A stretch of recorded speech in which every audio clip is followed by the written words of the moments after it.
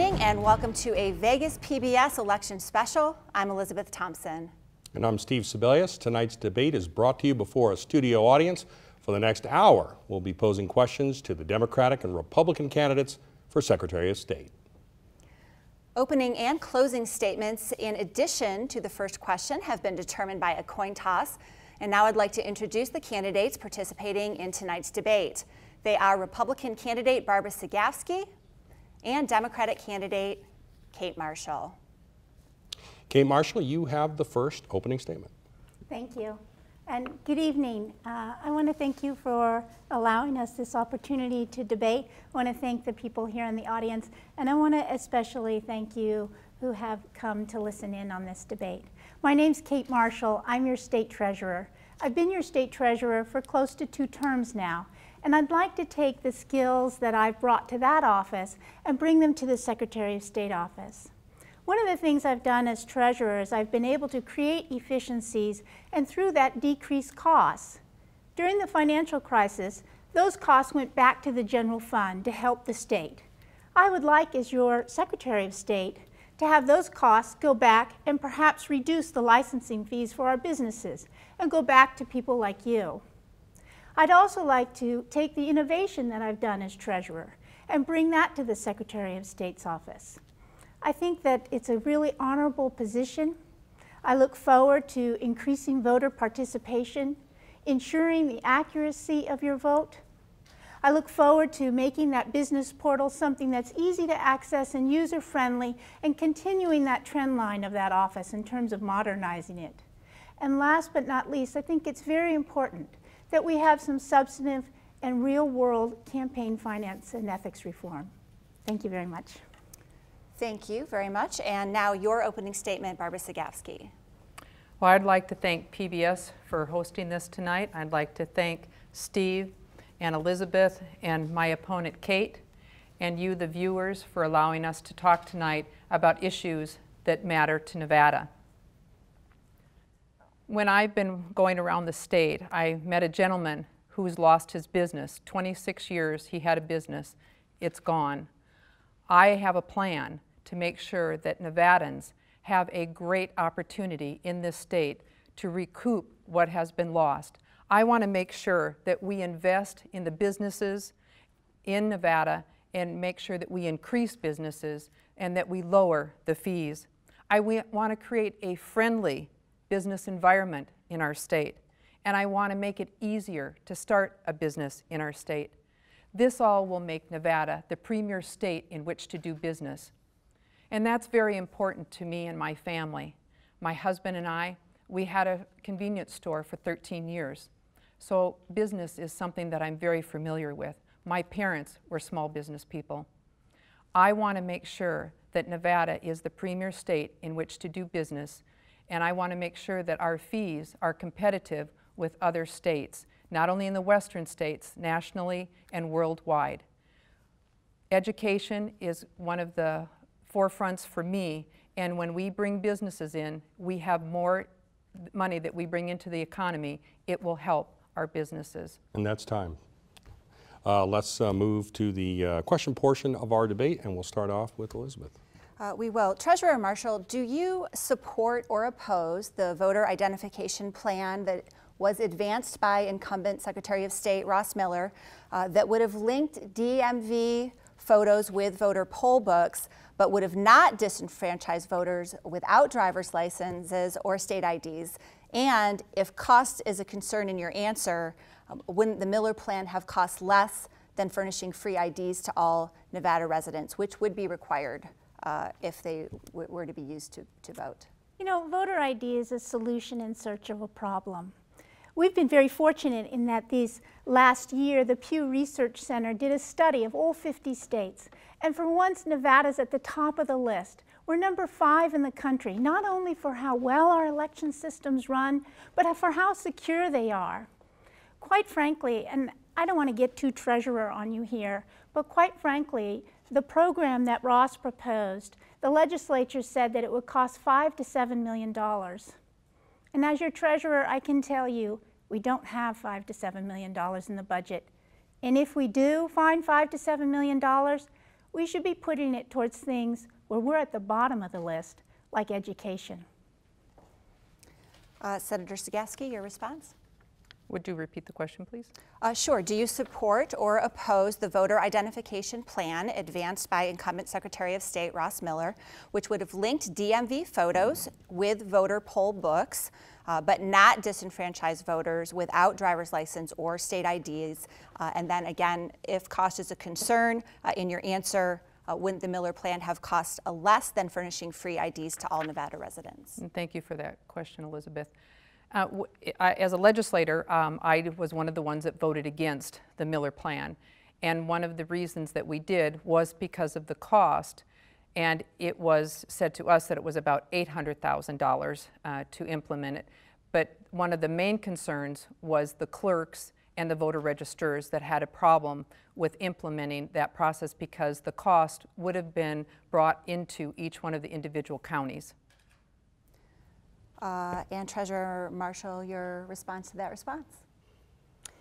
I think my response was sufficient. Thank you. Okay, our next question, Senator Cegavske. On your website, you say that you want to, quote, ensure the integrity of elections in Nevada. Do you think past elections in Nevada lacked integrity, and if so, how? I think we have had challenges with elections. I could cite some of the cases. We just had the Secretary of State years past that had filed charges against Acorn. That was a huge scandal in Nevada, and there's other smaller cases that we could discuss. But I believe that voter integrity is something that is very, very important to all of us. And I think that's when I've traveled all around this country, and especially in Nevada, the last few months that I've been traveling, everyone has said voter integrity is very, very important to them. They want to know that their vote counts, and they want to make sure that everybody's vote counts. We don't want to suppress anybody at all. There is nobody that should be suppressed from voting. Treasurer Marshall, the question again is on Senator Cegavske's website. She says she wants to ensure the integrity of elections in Nevada. Do you think past elections in Nevada have lacked integrity, and if so, how? No, I think, like the Pew Research Center said, that our elections are some of the best and well-run in the country. And where there has been attempted fraud, we've been able to arrest those people. The task force that the election system has is phenomenal and does a great job. I will say that while the voters have asked for integrity in the system, one of the things they're asking for when they say that is transparency. They want to be able to follow the money. And one of the things that we really are lacking in our election system is the ability to see where the money's coming in and where it's going. And one of the reasons for that is because my opponent, who was the head of the Elections and Operations Committee, a committee that was known when she was head as the morgue of ethics reform, has blocked again and again and again attempts to have transparency and disclosure in campaign finance so that the voters can not only know that their vote counts, but they can follow the money so they can make an informed decision. Senator Cegavske, your rebuttal. Thank you. As far as being the chair of the Elections and Procedures, yes, we saw many bills, and in every session we get over 1,000 bills that come before us. Election integrity is very, very important, not only to me, but to the people in the state of Nevada. And I will do everything as Secretary of State to make sure that everyone is run smoothly, all 17 counties are provided for, and that the election equipment is the premier in what we need to do to make sure that we have elections that are something that we can be proud of. Okay. Our next question is first to Treasurer Marshall. With decisions from the U.S. Supreme Court, such as Citizens United versus FEC and McCutcheon versus FEC, we face the real possibility that campaign fundraising and spending limitations may not pass constitutional muster any longer. That makes disclosure, to which the justices have been sympathetic in both those decisions I mentioned and others, all the more important. What specific steps would you take to improve campaign finance disclosure in Nevada, and what changes, if any, need to be made to the current laws? Thank you for the question. In fact, Nevada's received an F for more than one entity on how we handle our campaign finance disclosure. And part of that is because my opponent's committee would refuse to pass these bills dealing with disclosure. The Supreme Court is right. You need to be able to follow the money. So the first thing that I think is important is that Nevada laws actually mirror federal laws. Right now, candidates only have to disclose in a 2-year period 3 times where their money's coming in and how they're spending it. And in the federal law, you have to disclose that about 8 times. People want to know, especially right before different elections, right before a debate like this, where's the money coming from? The other thing that I think is hidden from people is gifts and trips. You have people in the legislature taking trips that they call work trips, but they're paid for by lobbyists. You have gifts that go undisclosed. And I think that it's up to the voter to be able to see those things and then decide for themselves how they want to vote. I think it's really, really critical, and I think I would like to work, as I've done as treasurer, building a bipartisan consensus to move forward. I would feel very honored to be able to do that. Thank you. And Senator Cegavske, your response? Thank you for the question. Yes, I do think that we need to have some reform, and one of the areas that I think is very important that I've seen over the years is with the lobbyists and how the lobbyists are reporting anything that they give and how they report it and how often they report it. I think it's very important. We've seen in some of the cases of people that have been tried over the years and held responsible for how they put if they put their money into the campaign account or not, and I think that we need to make sure that lobbyists are accountable as well, and I think that will go a long ways to help solve some of the problems. I have no problems with filing once a month and having everybody see what we take in for that month. Again, one of the issues is the only people that ever ask for all of these reports are the media and quite frankly, just the media, and then your opponents. So I'd be more than happy to work on the reform, and I think the lobbyists is where we need to start. Treasurer Marshall, your rebuttal? I think this is really an area where my opponent and I are so far apart. It's not just opponents, as you know, and reporters, as you know, who want to find this information. It's you, the voter. My opponent has voted down 3 separate occasions campaign finance reform bills. If she had been so eager during her time as legislator, we might actually have something now, instead of being what I have heard people outside the state say, we have the best legislature money can buy. I don't think we deserve that reputation, and I think that we can do a lot better. All right, thank you. This next question also on the same general topic, but this time campaign finance reform is for Senator Cegavske. Campaign finance reform has eluded Nevada to some degree under both Republican and Democratic secretaries of state. Do you think a simple reform, such as requiring candidates to tally their cash on hand at the start of each reporting year, could pass the Nevada legislature, and will you campaign for that reform?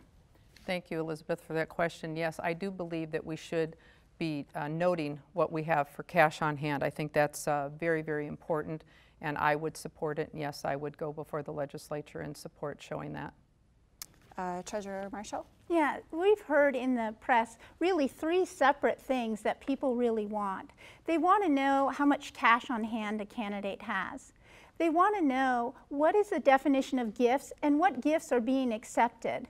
And they want to know what the candidate is using that money that they get for.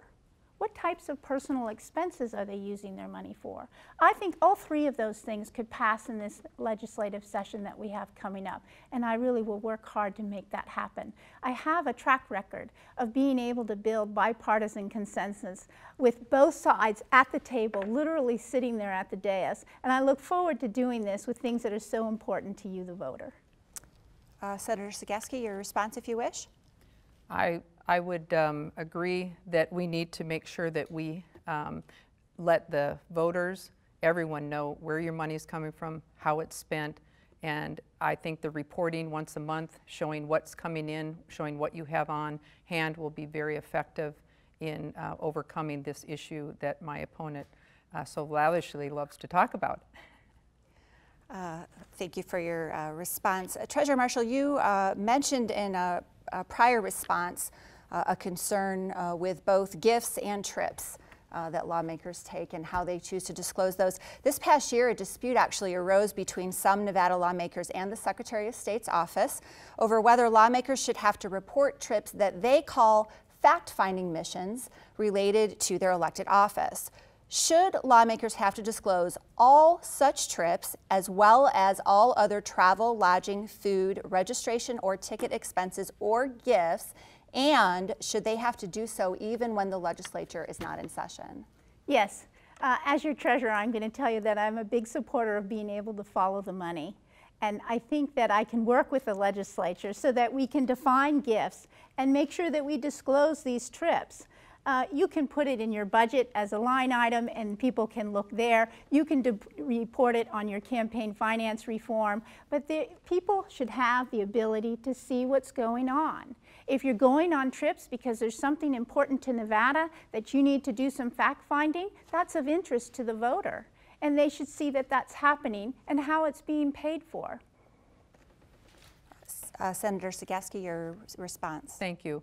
Yes, I do think it's really important that we disclose any gifts, any trips, and the fact-finding missions. As you talked about, we've seen many cases over the years of this happening and it being disclosed as a field trip or as something other than us showing exactly what it is. I think it is our responsibility as elected officials to show where that money is coming from and then the purpose of it. And what we've done in the legislature, and this has been unanimously, when we go on any of the national forums that we belong to, we have to write a paper as to what we've learned in that, at that program and who spent the money on us. And if we are on a board or if we are a state that pays for the dues, then we have to explain how that money was spent and if you actually attended those meetings.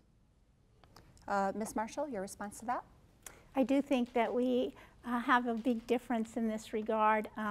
My opponent actually has had to step down from consulting positions that have been identified for her by the press as conflicting with her job as legislator. She's twice taken over the legal limit in campaign donations. Again, the press has had to inform her and she's had to give those back. Like I said, when she was head of the Elections and Operations Committee, it was called the morgue of ethics reform. We really can do better. Our next question, we'll start with Senator Cegavske. Do you believe that individuals or political groups have the right to anonymously circulate electioneering materials, including those that expressly advocate the election or defeat of an individually named candidate for office, without registering with the Secretary of State's office and filing the required campaign fundraising and disclosure paperwork? Well, I think that we've seen that there's been court cases that have gone to court with that, stating that they believe that they have a freedom of speech. On the other hand, I would like to see exactly what we've been talking about, is to make sure that if you are doing business and if you are supposed to file, you need to file. If you if you're in another state and you're doing something, and if you need to file in Nevada, then I think that that is something that has to take place. Treasurer Marshall. Thank you. There's been a couple of cases and they've calmed down in different ways. Some of them saying that a group did not have to file with the Nevada Secretary of State, and some of them saying that a group did have to file. What that means really is that the law needs to be tightened up. I think the legislative intent, and certainly the intent of the Secretary of State's office, was that we have full disclosure. So you know when you see an ad who that group is, and you can look them up and see what's going on with that group, who's behind the message that you're getting on your TV or in your mailbox. So the law needs to be tightened up to make sure that the cases come down with the intent of the legislature. It's something, again, that we need to address, and it's something I would look forward to doing. Senator. Thank you. I also agree that we need to make sure that everything is disclosed. Everybody wants to see who's involved, but again, I still think this is something that is for your opponent and the media, that they're the most concerned about seeing this. I've never in my 18 years had anybody come and talk to me about having to ask me about anything that I file, because we have a lot of filings right now, and everything that we do, we have a CPA do now because of all the requirements and the restrictions that we have. So it is something that I believe is open, and I believe anybody that called me, I could give them any information that they want on the campaign finance of my campaign. Just a follow-up to that question, given what your opponent just said, that there's conflicting court rulings on this point, what do you personally think? Do you personally think that groups should be allowed to anonymously circulate electioneering materials, including ones that advocate expressly for the election or defeat of a candidate without having to register? Well, you're asking a question to a candidate who would like to say, absolutely, I want to know everything about, you know, whoever's doing something in opposition to you. But I think we have two rulings, and again, I believe that we did have a legislative intent, and I think our legal staff has given that out, the legal intent, what we did in the legislature. I don't know how more you could define that without it going to court. Okay. Treasurer Marshall, again, to follow up, do you personally think that they should not be allowed to do that? Is that correct? I believe, if I understood your question correctly, that I think that the law needs to be tightened up because I believe they should disclose. They should disclose in all instances. Yes, and I think that was the intent of the legislature. And to be truthful, I give the voter a lot of credit, and I think that they make knowledgeable decisions when they vote. The next question will be to Treasurer Marshall. In 2013, the Nevada Assembly seated as one of its members a official who a Clark County judge said definitively did not live in his district. Now, given that the Constitution specifies that the individual houses of the legislature are the final judge of the elections, qualifications, and returns of their members, can you think of any statutory reform that could be enacted to prevent something like this from ever happening again? Look, if a judge rules that someone isn't living in their district, and then the legislature says, no, that's not what we meant, then obviously there's a disconnect. And the legislature needs to go back and make sure that the law says what they meant it to say. Because judges follow the law. But a lot of times when you're in court and the judge is looking at the law, if it's not clear, they say, what is the legislative intent? And here, obviously, the legislative intent wasn't clear.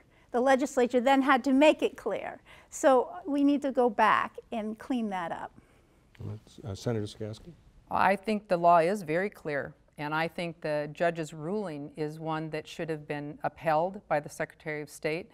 And what happened was that the Assembly made a decision to allow him to stay, and it's the Assembly's ruling that counts. If you look at the NRS, they are the ones that are in charge, and they are the ones that made the decision on that ruling.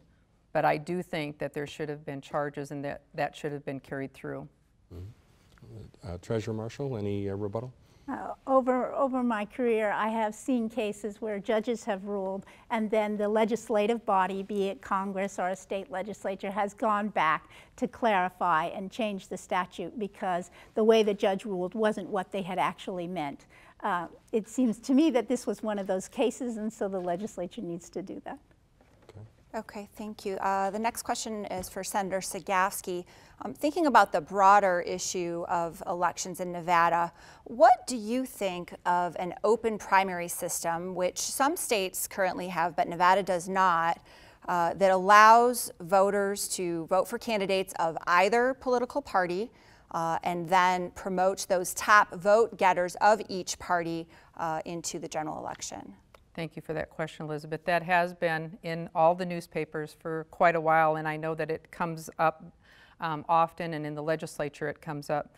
But I'm not in favor of the open primaries. We have the party system, and I think it works, and if anybody wants to be in one of the parties, they can make that decision. But I do think that the system we have now is working.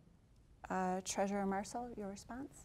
One of the things I've tried to do as treasurer is to make sure that any program that I put forward was inclusive and took into account how lots of different peoples and businesses felt before I went to the legislature to try and implement it. What they're doing in California now is they're allowing the first two to progress forward. And I think it will take time for us to see how that works. But I will tell you that there's a growing body of people in this country who are independents. And right now, they don't have a say in their primaries. And I think that that's not working. That's not democracy. Everyone should have a voice. It's what we have here in America. You have a voice in how you're governed. And so I think that we need to work with the legislature, but I'm not sure that we should immediately go to an open primary top two system. I think we should see what happens in California first. We have that opportunity. Senator Cegavske, any response to that? I'm just always leery of watching to see what California does and copying anything they do. Okay, I guess we'll call that the last word on that question. The next question is for Treasurer Marshall, and we're going to switch now to talking about businesses and how businesses do business in the state of Nevada. Nevada's gained a reputation as somewhat of a haven for registering businesses that end up engaging in one type of fraud or another.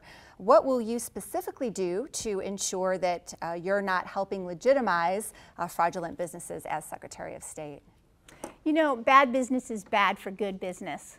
And so we need to make sure that while we make sure that good businesses come here and we continue to attract businesses and we continue to serve the businesses that are here, that we don't continue to have that reputation.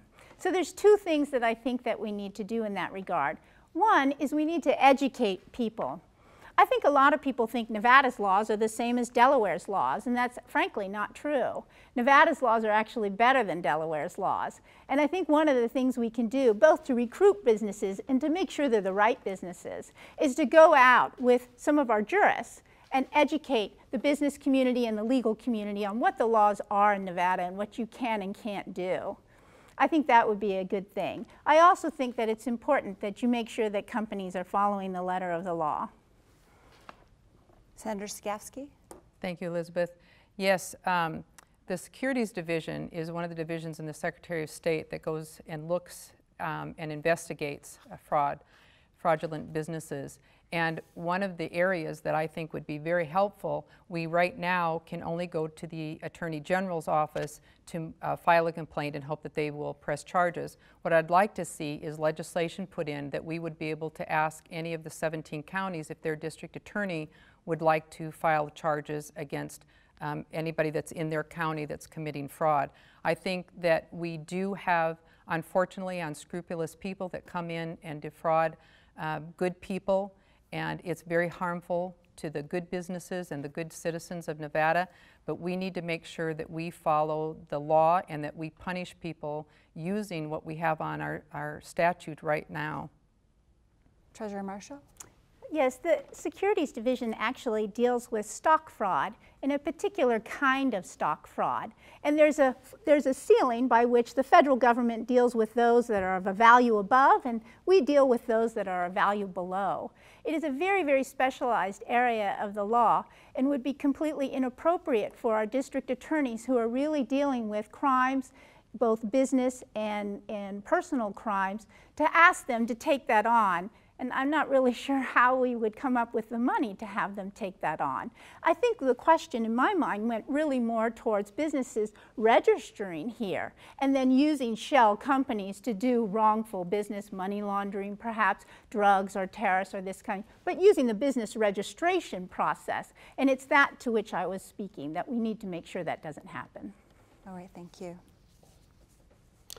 Next question to Senator Cegavske. On your website, you say that you want to encourage the creation of new businesses and jobs in Nevada by ensuring the cost of doing business is fair, reasonable, and competitive with other states. Which, if any, business costs and fees need to be reduced in order to meet those standards? And how do you think the state ought to replace the revenue that is lost if you do lower those fees?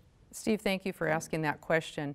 One of my plan that I talked about is increasing the number of businesses that come to Nevada is what's going to help us lower those fees. The more businesses we have, the higher of what they're paying, and then you can lower the fees or not extend any. Sometimes we go in and look at businesses as a way to help balance a budget, and we need to make sure that we don't do that. when the businesses in Nevada come in, we need to make sure that we create a business-friendly environment, and so that's where those fees come in. We have to be very, very diligent in looking at that, and we need to make sure that it's easier to start a business in Nevada. So the fees are something that we need to look at. We can't always go to the business community and expect fees and business taxes to pay for the budget. I guess I'll stop there. Thank you. Treasurer Marshall. Yes, this is where I'd like to take some of the things I've been able to do in the Treasurer's office and bring them to the Secretary of State's office. One of the things I was able to do in the Treasurer's office was significantly decrease costs. In the Secretary of State's office, people have to re-register on an annual basis for their business license. If you have 3 different businesses, you have to re-register 3 different times. I'd like to make it so that a person can have the option, or a business can have the option, of putting those all on the same invoice on the same date. That would reduce the Secretary of State's costs, less paperwork, less time, and it would reduce the business cost of dealing with bureaucracy. Then I could take those reduction in costs in the Secretary of State's office and use them, plow it back to reduce the fees. This is a way that I can take efficiencies and have it serve Nevada businesses. The other thing I'll tell you is that when we talk about reducing fees, I'd really like to focus on businesses here in Nevada and help them. We can have new businesses or small businesses, and before they do much work, there they are paying their registration fees. I think that there are ways that we can show where a business is really doing things here that brings in revenue to the state, that then we can give them a break on the registration fee. Thank you. Senator Cegavske, or Bob? Thank you. In part of my plan that I've talked about in making it easier to start a business, that would be with the business portal. And making a one-stop shop for businesses would be very, very important to them to have that easy access and involve the local governments. That's one of the things I heard as I went around talking to the cities and the counties. They want to be a part of whatever we do so that when businesses come in, that they can go and do everything at once. And I'm interested that my opponent would talk about costs, because in her tenure as a state treasurer, in the $50 million loss that she had, half of it's recouped, and the people are still asking what happened to the other half. And so I'm very interested to hear that explanation, have the people understand what it is. I saw the article in the paper, but we're still waiting for an explanation on what happened to the other half of that money and how you would take it from another investment. That's time on that question, and I'm sure we'll hear more about that in a future rebuttal. Let me ask you this, though, as a follow-up before we get to talking about the business portal. Governor Brian Sandoval, in his budget in 2011, included an increase in the business license fee in order to balance the state budget after that court ruling was issued that left about a $630 million hole in the budget. Do you think that action hurt business in this state? I think some businesses, yes, I think it does, and I think a lot of it has to do with the size of the business. But I do think that businesses, when they are assessed fees, and we have an economy that is going down, the more fees and taxes that you have to pay, it affects your business. Mm-hmm. Treasurer Marshall, your thoughts on that? Do you think Governor Sandoval hurt business by increasing that fee and including that in his package of taxes? What happens is we're competing really against Wyoming, actually, and Delaware in terms of business registrations. And so when we enacted our business registration platform, or when the legislature and the governor did, what happened was Wyoming immediately dropped their fees to try and be more competitive. That's why I think that we can use efficiencies to reduce our costs and then take those reduction in costs and give them back to the business community. So we're competing all the time, right? If we increase the cost, they try to lower the cost. If Delaware recently increased their costs, we're now at an advantage vis-a-vis Delaware, which is good. This next question to Treasurer Marshall, your opponent just mentioned the business portal. Are you happy with the way that the business portal is working now, and do you what changes would you make if you're elected to this office to that business portal? I think the business portal has been a great improvement. It's really a modernization, and it presents a dashboard that allows a business to go online and to do everything online in a nice and easy way. But today, our businesses don't just go to the Secretary of State's office. They may go to Clark County and Las Vegas and Henderson and then the Secretary of State's office. And instead of a one-click shop or one-stop shop, right, I think it would be better to have a kind of a, to use more cliches, no wrong door, right? So let's say that you're a business and you're in Vegas. So you show up at the City of Vegas licensing department. You should be able to do all your registration right there. They should have a terminal where they can draw information from the Secretary of State's office and put information on. It should be on the government's end to create those efficiencies so you can get back to doing your business. And Senator, a rebuttal? Thank you. Yes, we need to make it very easy for businesses to go into the business portal. The business portal is very important. We need to make sure that the technology keeps up with the portal, and that's one of the issues that we hear a lot about. The biggest complaint I had from the businesses, the city and the counties, is the business licensing. They wanted to be a part of what the Secretary was doing, the Secretary of State office was doing, and there seemed to be some differences in who would collect the money, if it was the state or if it was the county or the city. And that's where we need to make sure that we make all of that work together. We need to make sure that that's a smooth transition. And again, so people can go into that business portal and do their business and make sure that there aren't the hiccups that they're having right now, and to make it user-friendly. For anything that we're doing online in the Secretary of State's office needs to be user-friendly. With all of the new businesses that are blossoming in Nevada, I've had a lot of complaints about trying to get in and the excessive fees. If you have to change the name of somebody right away that's on the board, you get another fee. And so there's a lot of concern about how often you're charged for every time you need to change something.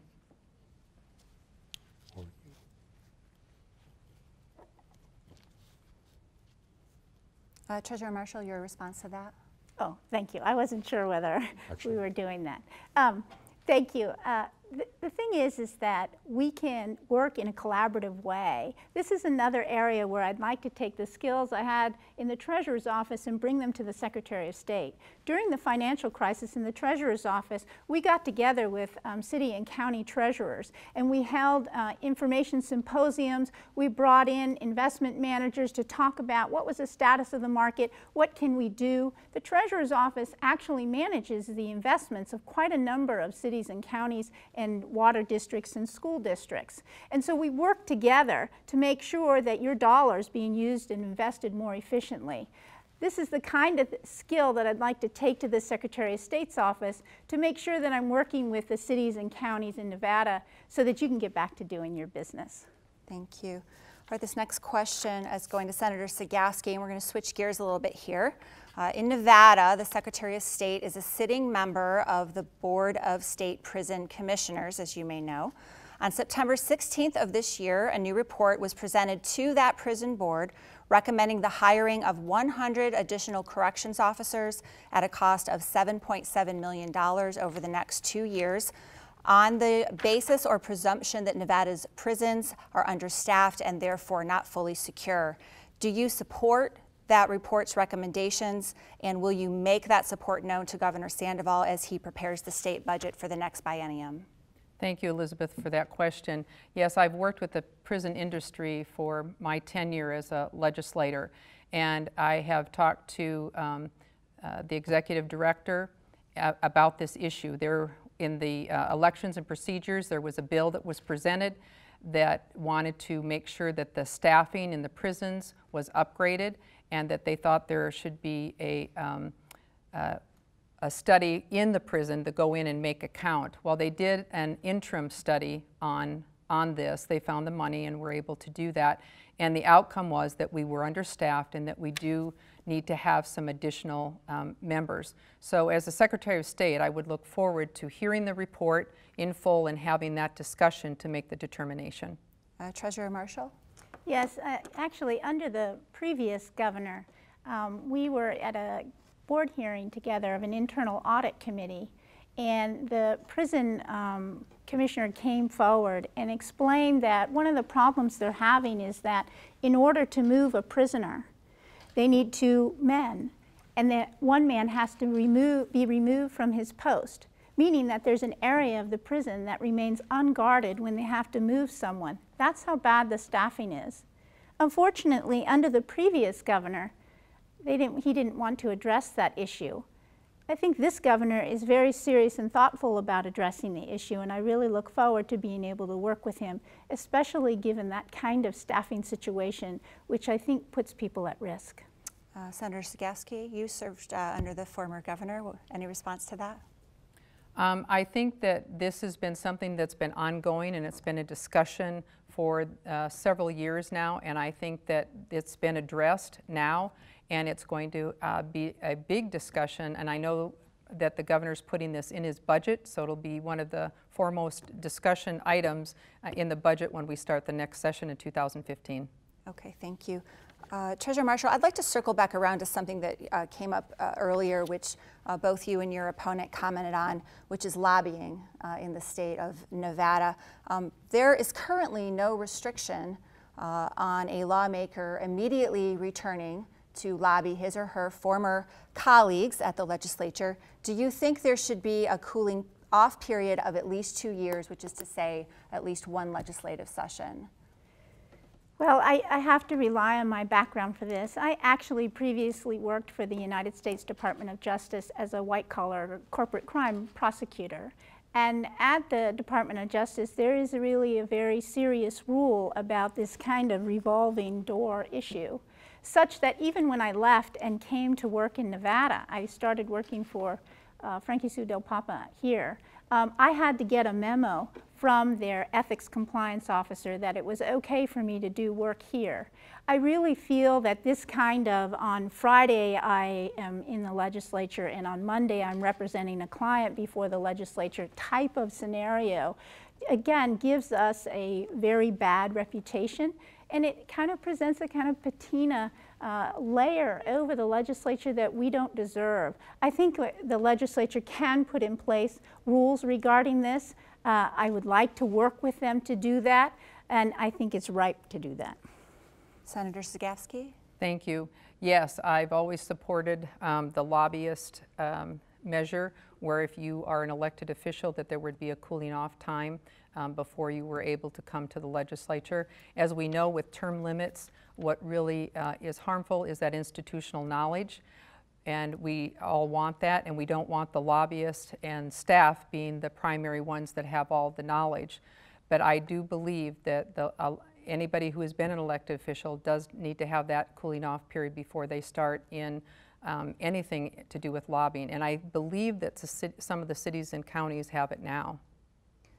Ms. Marshall, do you wish to respond? Yes, I think it's very important that the legislature have knowledge, but I don't think, I really disagree that that knowledge should then be used for some great finance, money-making scheme where you're lobbying the legislature because you do have some kind of inside knowledge and people are paying you a lot of money for that.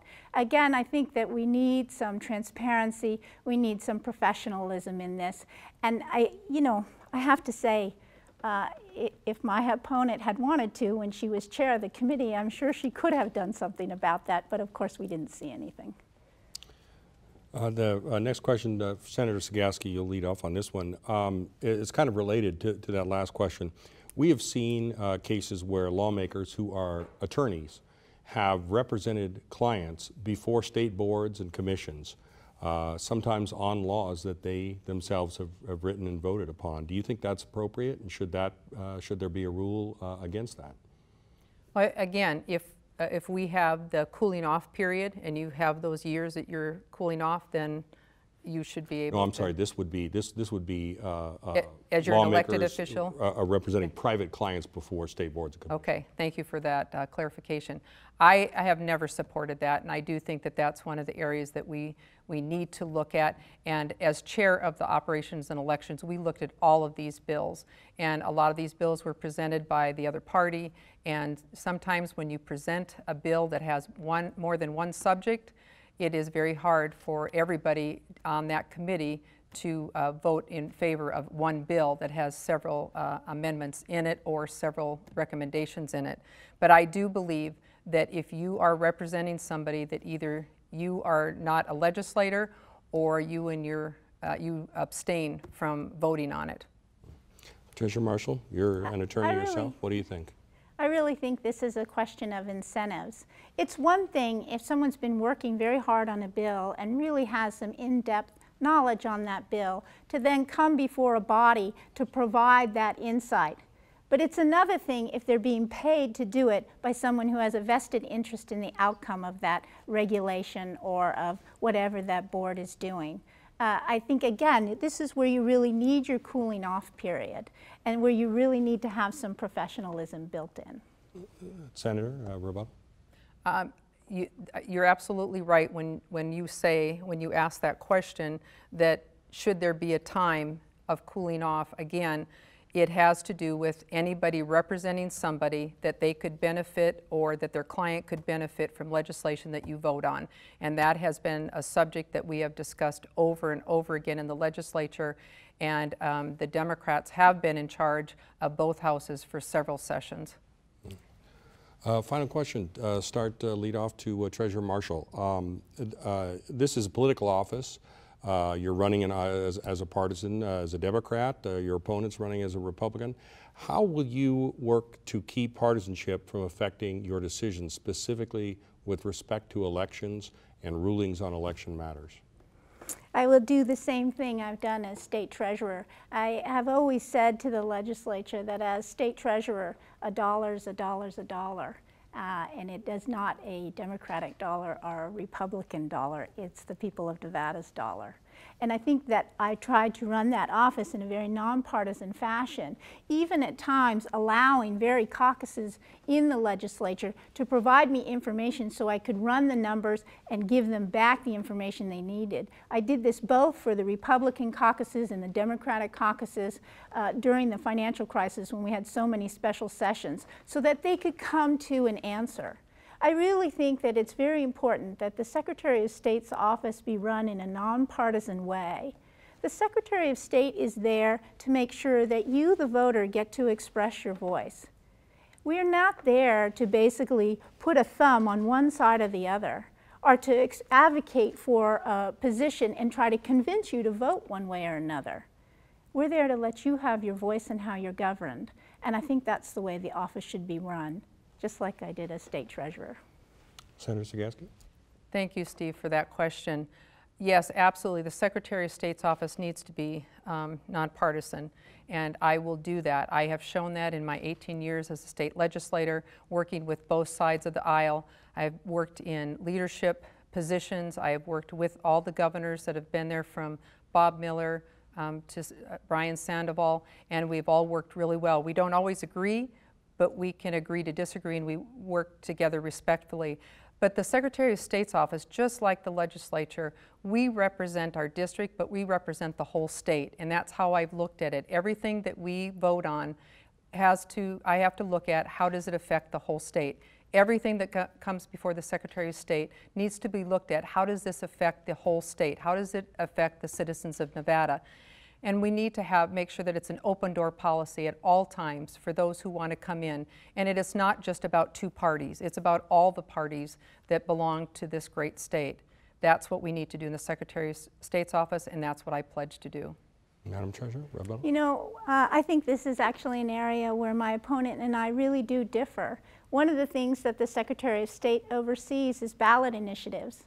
My opponent has been a very vocal and opinionated on a particular ballot that you are facing today, and I've refused to take a position because we don't know if it'll end up being a recount. We don't know if it'll end up going on appeal, And we don't know if the person who's Secretary of State in January will have to deal with that. And I think that as Secretary of State, you should not take positions on ballot initiatives. You need, again, to let the people express themselves and to present those initiatives in a very fair and neutral manner. So I actually think we have a very different opinion on this. All right, thank you. And that's all the time we have for our questions. Now the candidates' closing statements. And Kate Marshall, you are first with yours. Thank you. Thank you for listening in this evening. I really appreciate it. I think as treasurer, I have tried to serve you to the best of my ability.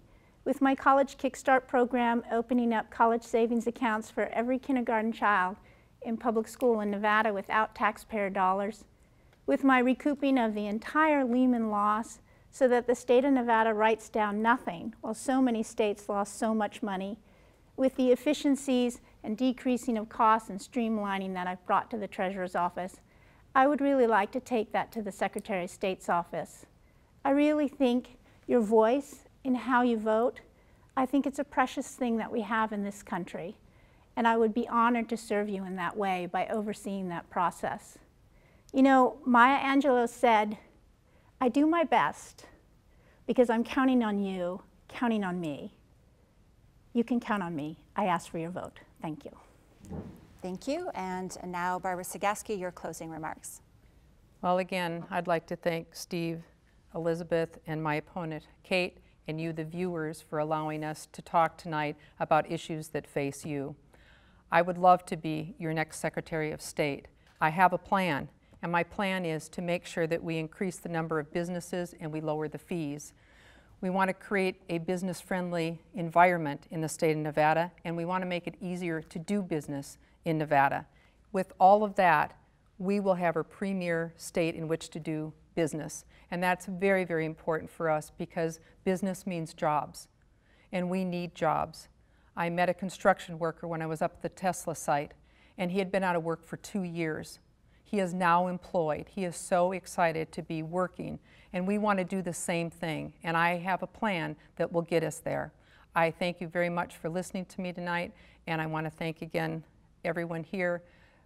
God bless, and I'd appreciate your vote in November. Senator, thank you very much. Madam Treasurer, thank you very much. And that's our debate. We'd like to thank Republican State Senator Barbara Cegavske, Democratic Treasurer Kate Marshall for participating, and we'd like to thank you for watching as well. Please tune in next Thursday for a debate over ballot initiatives, and next Friday when candidates for Attorney General will face off. We'll see you then.